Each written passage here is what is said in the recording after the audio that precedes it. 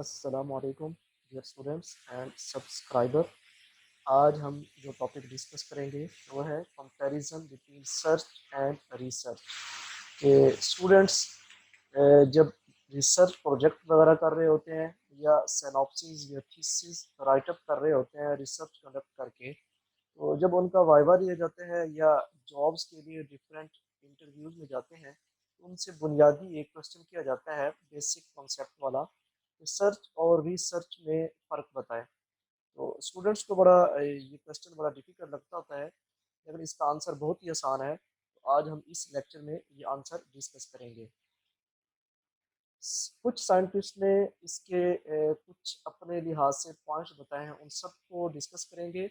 और इस लेक्चर के एंड में हम ये बताएंगे कि फाइनल रिजल्ट्स या फाइनल डेफिनेशंस या फाइनल इन दोनों में डिफरेंस क्या है, रिसर्च किसको कहते हैं एंड रिसर्च किसको कहते हैं। ज़्यादातर जो स्टूडेंट्स हैं वो इसका आंसर यही देते हैं कि सर्च मीन्स कि कोई चीज़ तलाश करना या ढूंढना। रिसर्च का मतलब कि दोबारा करना। अगर दोबारा ही करना है तो फिर रिसर्च का क्या फ़ायदा, हालांकि ये डेफिनेशन नहीं है। तो अब हम देखते हैं वन बाय वन, कुछ पॉइंट्स हैं इनके डिफरेंसेस वाले कि इनमें क्या डिफरेंस है। देन एंड पे फाइनली हम इसको बताएंगे कि आपने ये लेक्चर एंड तक सुनना है और इसका फाइनल रिजल्ट्स या डेफिनेशन देखनी है कि सर्च और रिसर्च में क्या डिफरेंस है। तो पहला पॉइंट है हमारे पास कि इन दोनों में जो बुनियादी फ़र्क है कि सर्च में नो क्वालिफिकेशन नीडेड और रिसर्च में क्वालिफाइड रिसर्च होती है कि एक हमारा बेसिक कॉन्सेप्ट होता है या जो रिसर्चर होता है वो क्वालिफाइड होता है, सब्जेक्ट स्पेशलिस्ट होता है कि उसने किस टॉपिक के ऊपर, किस सब्जेक्ट के ऊपर करना है, उसका टाइटल क्या है। और सर्च का कोई टाइटल, कोई क्वालिफिकेशन इस तरह का कुछ नहीं होता कि कुछ भी उसको फाइंड आउट किया जा सकता है, कि कोई उसमें नहीं होता।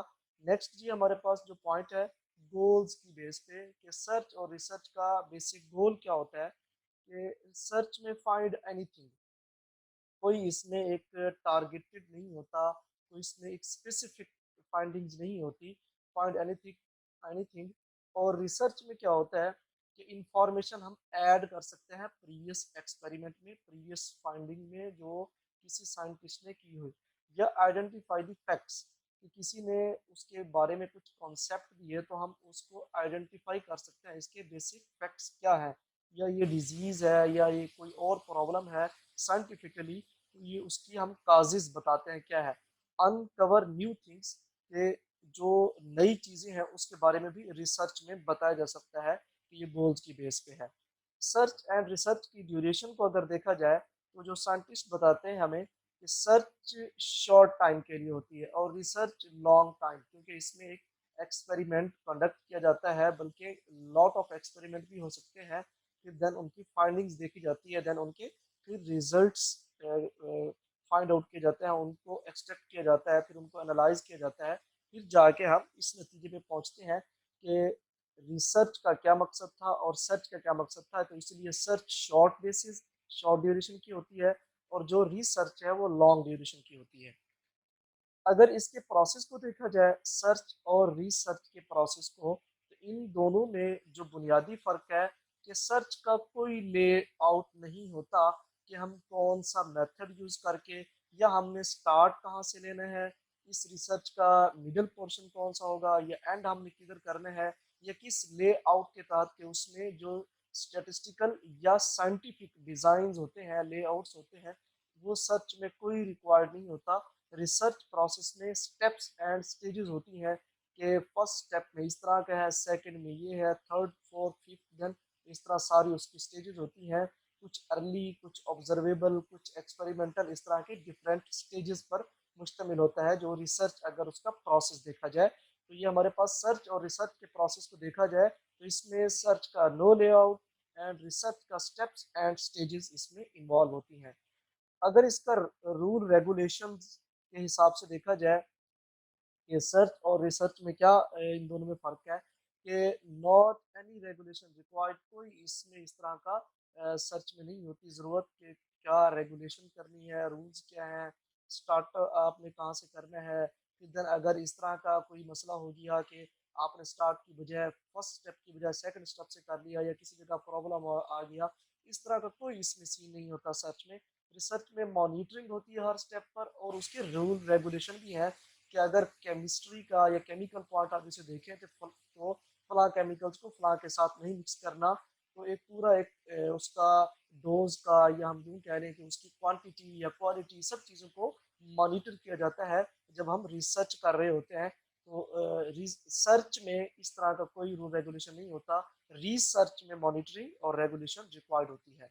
अगर हम इंटरडिपेंडेंस की बात करें सर्च और रिसर्च की, कि ये किस तरह डिपेंडेंस है, क्या इनको करके हम बाद में क्या रिजल्ट्स लेते हैं, क्या हमें कोई जवाब देना पड़ता है, या सर्च और रिसर्च के एंड रिजल्ट्स क्या है। तो सर्च जो है नो डिपेंडेंट, अगर हम कोई चीज़ सर्च कर रहे हैं नहीं मिली, तो हमें उसका कोई नुकसान या जवाबदेह नहीं होना पड़ेगा कि क्यों नहीं मिली, इसका हमें कोई रिजल्ट्स बताएं, हमें कोई इसके फैक्ट्स बताएं कि सर्च करके आप किसी नतीजे पर नहीं पहुंचे, रिजल्ट ज़ीरो है, तो इसमें कोई वो नहीं होती। तो ये सारी चीज़ें सर्च में होती हैं कि नो डिपेंडेंट, और रिसर्च में डिपेंडेंट ऑन रिजल्ट्स, चाहे नेगेटिव रिजल्ट्स हैं चाहे पॉजिटिव रिजल्ट्स हैं, कुछ ना कुछ फाइंडिंग्स हमें देनी पड़ती हैं कि रिसर्च करने के बाद कि रिसर्च का बुनियादी मकसद क्या था, और हमने ये एक्सपेरिमेंट कंडक्ट किया, उस एक्सपेरिमेंट के कंडक्शन के बाद हमने इस तरह के रिजल्ट्स फाइंड आउट किए। वो बाद का हिसाब किताब होता है कि रिजल्ट्स पॉजिटिव हैं नेगेटिव्स हैं, रिजल्ट्स किस तरफ जाते हैं, तो वो बाद की स्टोरी है। लेकिन रिसर्च करने के बाद जो रिजल्ट्स हैं वो डिपेंडेंट ऑन रिजल्ट्स रिसर्च होती है, सर्च में किसी चीज़ की डिपेंडेंट नहीं होती। अगर हम मेथडोलॉजीज की बात करें कि किस मेथड के तहत सर्च होती है और किस मेथडोलॉजी के साथ रिसर्च होती है, सर्च का कोई मेथड नहीं होता, जो भी मेथड यूज किया जाए हर मेथड एक्सेप्टेबल है, क्योंकि इसमें कोई साइंटिफिक नॉलेज या कोई साइंटिफिक मेथडोलॉजी यूज नहीं होती। But in research scientific methodology के अलावा रिसर्च हो ही नहीं सकती, तो इस वजह से रिसर्च में साइंटिफिक मेथडोलॉजी रिक्वायर्ड होती है। अगर हम इसके ऑब्जेक्टिव्स देखें कि आखिर हम सर्च या रिसर्च करते क्यों हैं, या अपने स्टूडेंट्स को करवाते क्यों हैं, इसका बेसिक थीम मकसद क्या है, कि सर्च का कोई ऑब्जेक्टिव्स टारगेटेड नहीं होता।